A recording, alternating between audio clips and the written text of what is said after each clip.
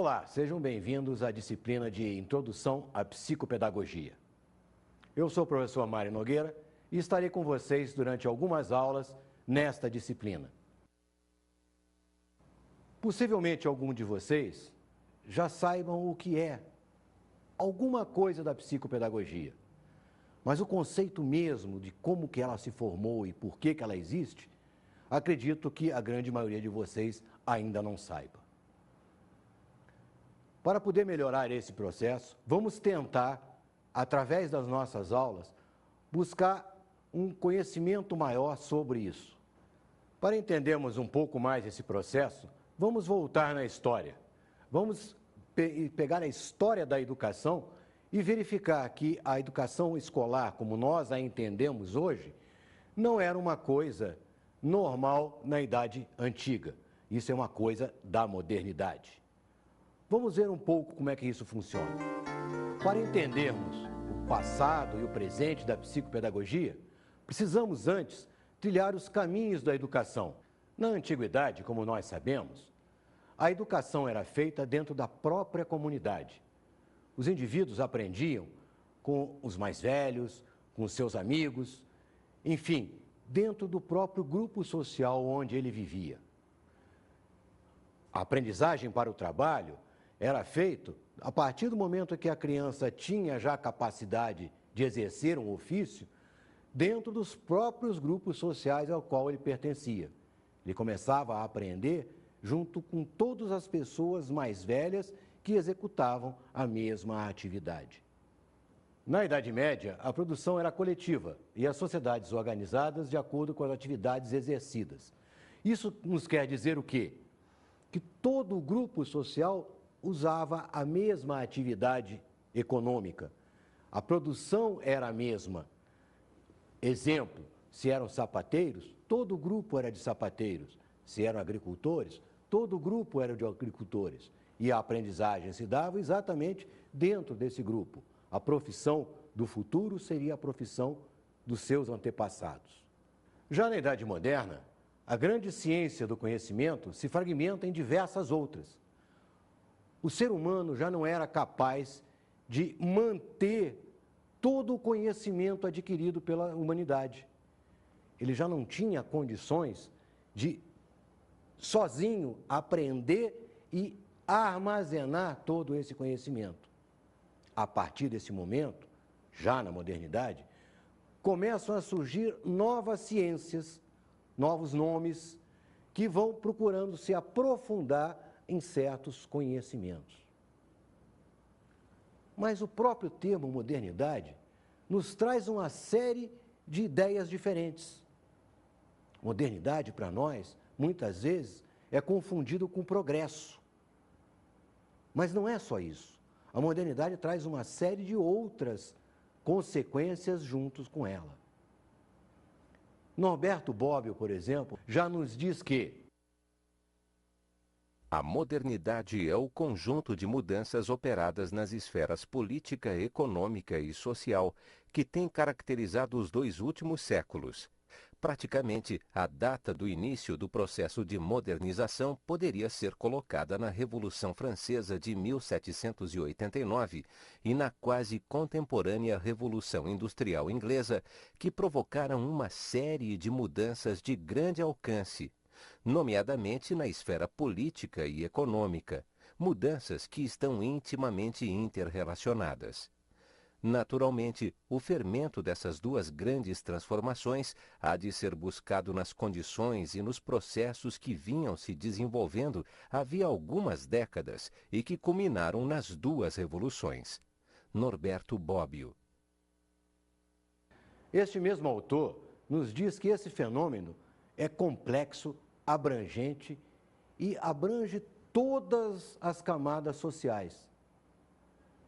E ele nos alerta ainda que existem duas situações que devem ser observadas nesse processo.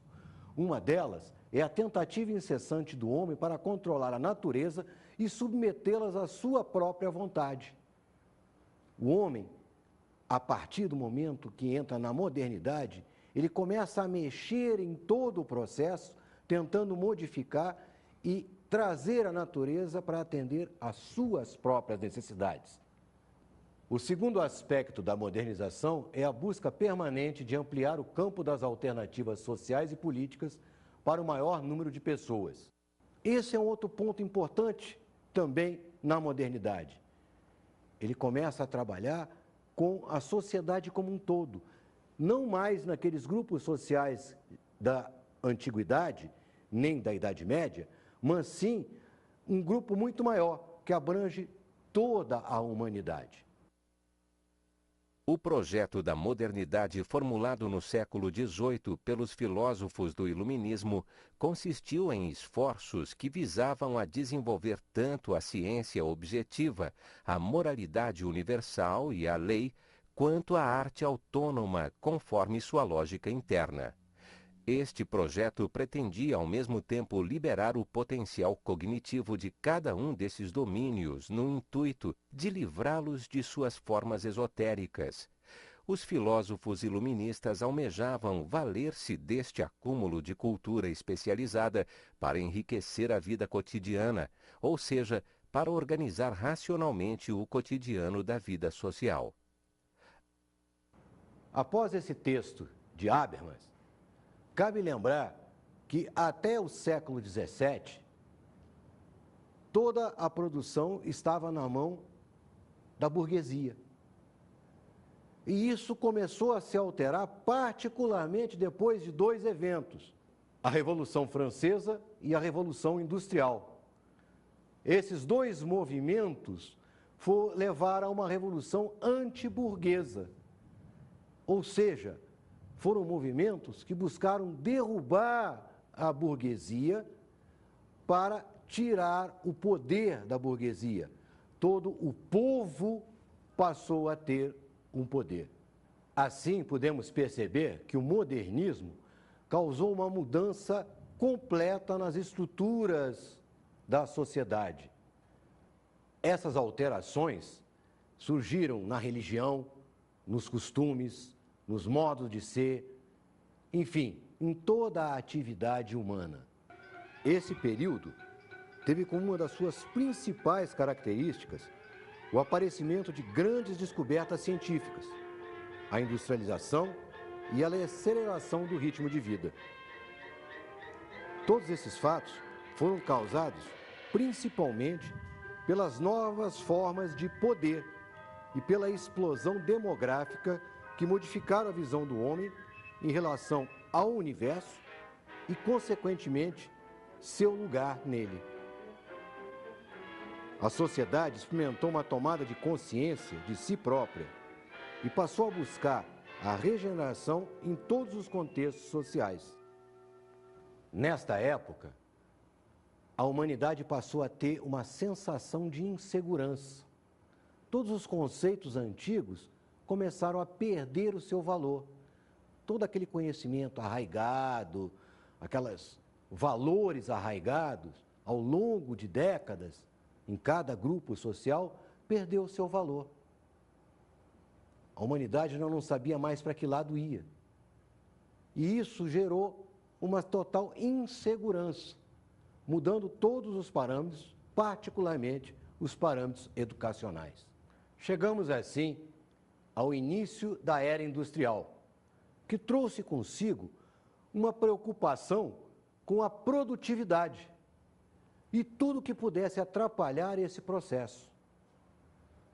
Para fazer frente a essa preocupação, uma das coisas que foram alteradas foi o processo educacional.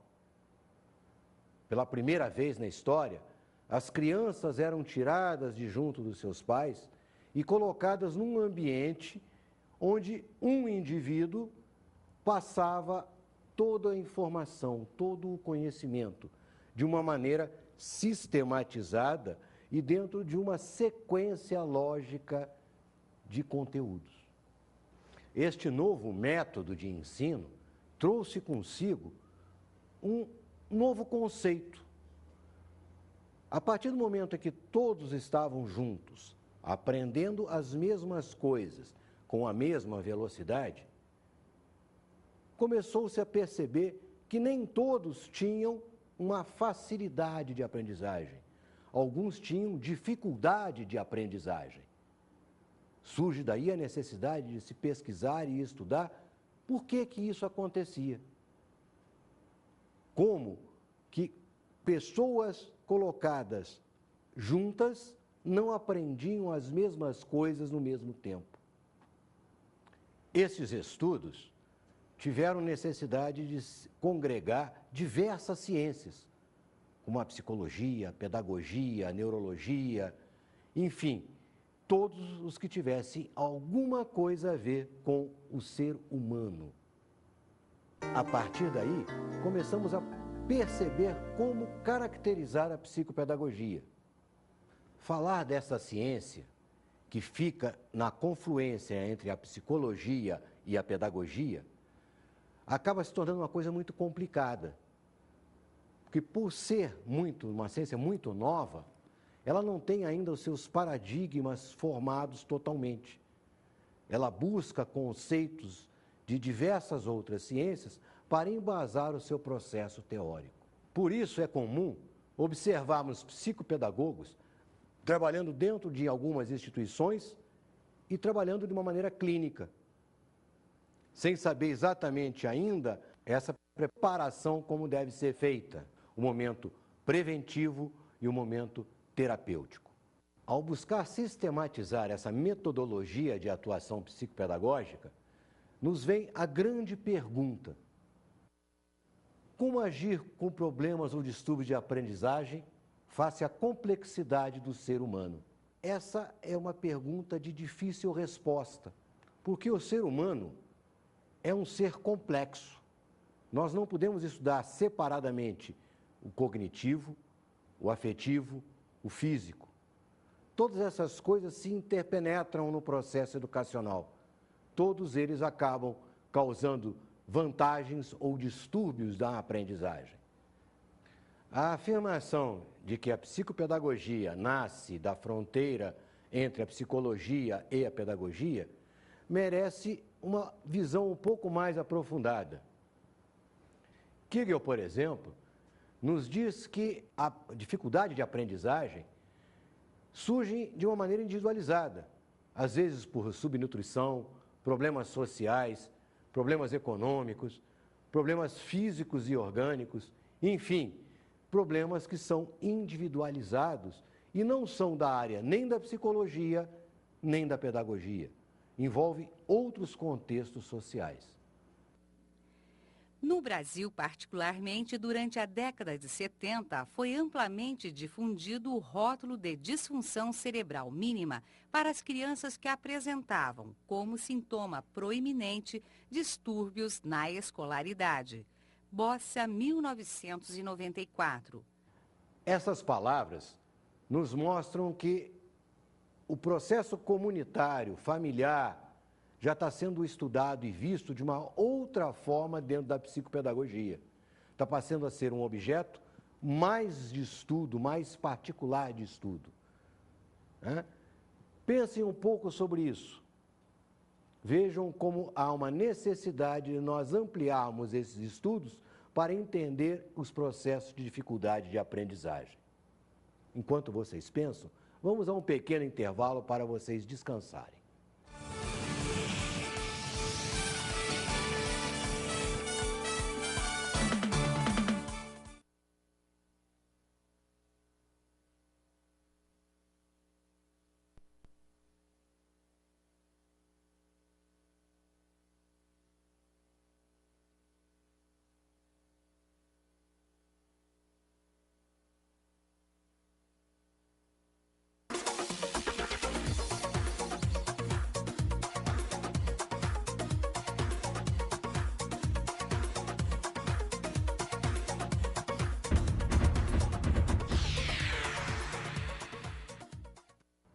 Bom, todos descansados. Eu sei que pensaram bastante sobre a questão formulada antes do nosso intervalo, mas eu gostaria de dizer agora, na sequência, que, como nós vimos antes do intervalo, a psicopedagogia ainda está com os seus parâmetros ainda não totalmente formatados. Mas para a gente não ficar muito no ar, nós poderíamos ouvir duas psicopedagogas brasileiras que fazem uma formatação sobre o que é a psicopedagogia, que são bastante interessantes. Vamos ouvir primeiro o que nos diz Rubinstein. Num primeiro momento, a psicopedagogia esteve voltada para a busca e o desenvolvimento de metodologias que melhor atendessem aos portadores de dificuldades, tendo como objetivo fazer a reeducação ou a remediação e, desta forma, promover o desaparecimento do sintoma. E ainda, a partir do momento em que o foco de atenção passa a ser a compreensão do processo de aprendizagem e a relação que o aprendiz estabelece com a mesma, o objeto da psicopedagogia passa a ser mais abrangente. A metodologia é apenas um aspecto no processo terapêutico e o principal objetivo é a investigação de etiologia da dificuldade de aprendizagem, bem como a compreensão do processamento da aprendizagem, considerando todas as variáveis que intervêm neste processo. Rubinstein, 1992. Vamos ouvir agora o que nos diz outra psicopedagoga brasileira, Weiss. A psicopedagogia busca a melhoria das relações com a aprendizagem, assim como a melhor qualidade na construção da própria aprendizagem de alunos e educadores. Weiss, 1991.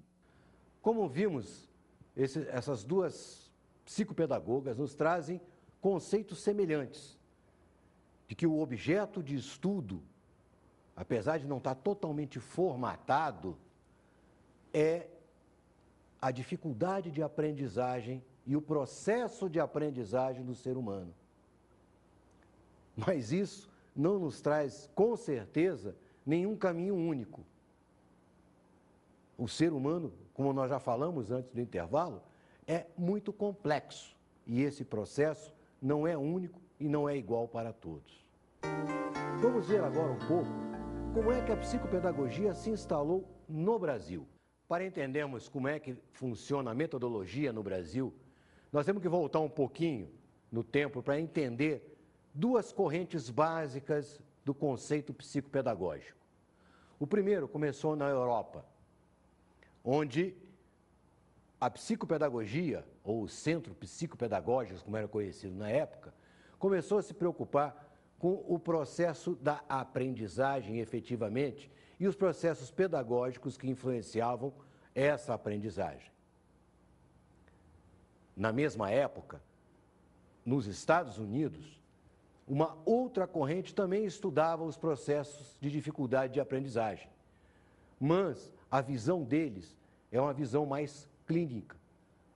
A dificuldade de aprendizagem para os americanos era a influência orgânica. Em função disso, quem mais cuidava do processo eram os médicos, os neurologistas e os psiquiatras. Através da Argentina, que foi a primeira na América Latina a estudar esses conceitos, nós recebemos uma influência muito forte do conceito europeu. Este conceito europeu, ele é basicamente calcado sobre a psicanálise freudiana e a epistemologia genética de Piaget. Vem o desenvolvimento psicológico e físico do ser humano. E, através disso, é feito o estudo e a metodologia da psicopedagogia. Esta influência acabou sendo forte no Brasil, particularmente quando argentinos que tiveram formação dentro da Europa começaram a vir para o Brasil e dar os seus cursos de formação de psicopedagogos aqui em nosso país. Esta formação feita no Brasil, por estar sendo feita com cursos de pós-graduação lato sensu, com uma duração média de 1 ano e meio, difere da formação que é dada na Argentina. A Argentina optou pela psicopedagogia a ser um curso de graduação, um curso de 5 anos. Isso nos traz alguns questionamentos sobre a formação do psicopedagogo no Brasil. Aqui, como é um curso de pós-graduação, diversos profissionais ligados à área de educação, mas com outras formações básicas, podem fazer o curso de psicopedagogia. Esse fato nos traz vantagens e desvantagens.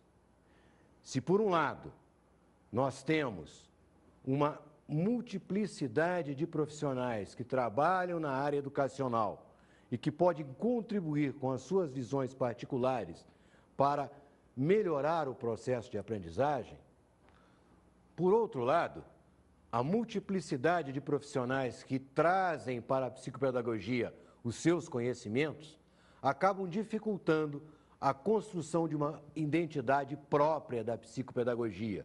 E, por isso, continuamos vendo em nosso país várias discussões a respeito da necessidade da existência da psicopedagogia.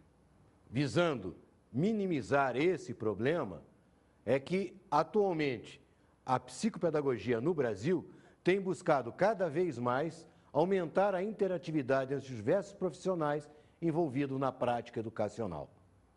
Ao final dessa nossa primeira aula, acredito que seja importante que a gente reflita um pouco sobre a atuação do psicopedagogo, particularmente no Brasil, com os problemas educacionais que nós sabemos que existem e que não dependem apenas do processo educacional, mas também do processo político. Mas não podemos perder de vista que a atuação do psicopedagogo, de uma maneira genérica, ela parte por dois caminhos. Um clínico, em que vai se buscar a solução dos problemas de aprendizagem, e o outro preventivo, em que nós vamos tentar evitar que esses problemas ocorram. Como é que essa interação se dá?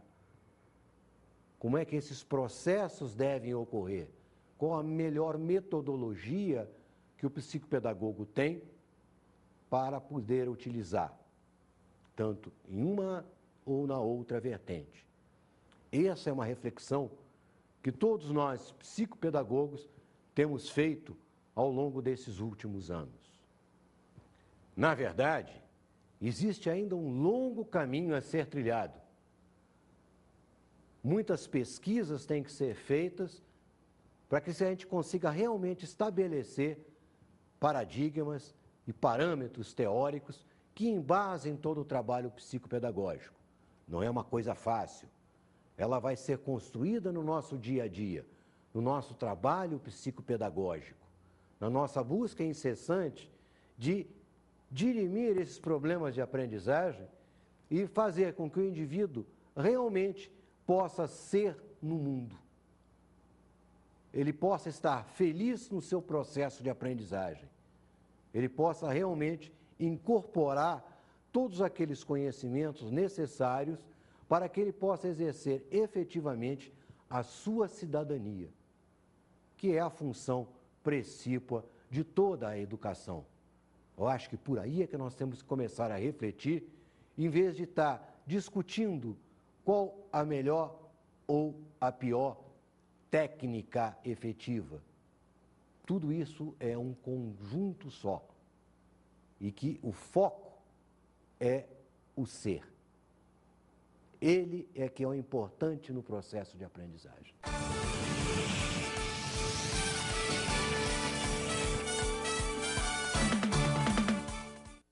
Encerrando essa nossa aula, eu daria como dica de estudo para vocês a leitura do livro de Nádia Bossa, A Psicopedagogia no Brasil.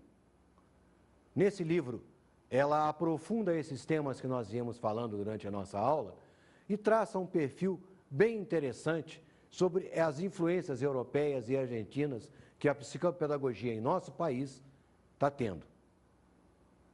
É uma dica bastante interessante para quem quer aprofundar um pouco na psicopedagogia. Até a nossa próxima aula.